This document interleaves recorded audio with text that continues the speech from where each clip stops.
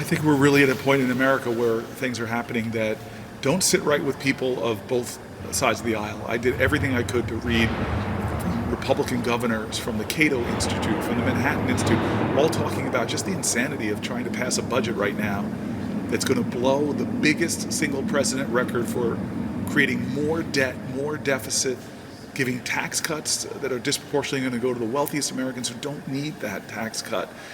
And then all the while gutting things like Medicaid. It just makes no sense.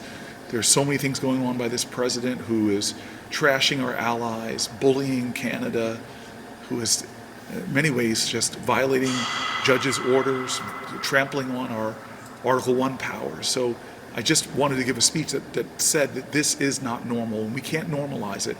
And all of us have a responsibility to do something different, to take some risks, to be there for each other and to try to ignite a larger movement in our country, the kind of movement that stopped Donald Trump from taking away the Affordable Care Act. And perhaps together, collectively, if we all speak out, Republicans, Democrats, Independents, to the absurdity of some of this, perhaps we can make changes and change some policies and get some other Republicans to change their votes to stop bad things from happening.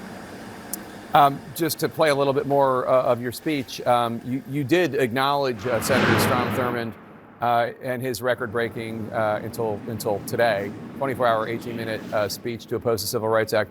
Let's roll a little bit about what you had to say about Senator Thurmond. To hate him was wrong. And maybe my ego got too caught up that if I stood here, maybe, just maybe I could break this record of the man who tried to stop the rights upon which I stand. I'm not here, though, because of his speech. I'm here despite his speech. I'm here because as powerful as he was, the people were more powerful. Now, let me confess, you told me that you were going to try to do this. Now, you didn't say that you were going to make it to beat Strom Thurmond. You didn't even know if you were going to make it to the top 10. Chris Murphy, I guess, was number 10 in terms of the history books.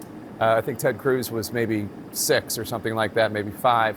But in any case, did you think you were going to be able to achieve this? And how does it feel to know that you knocked him out of the history books on that issue?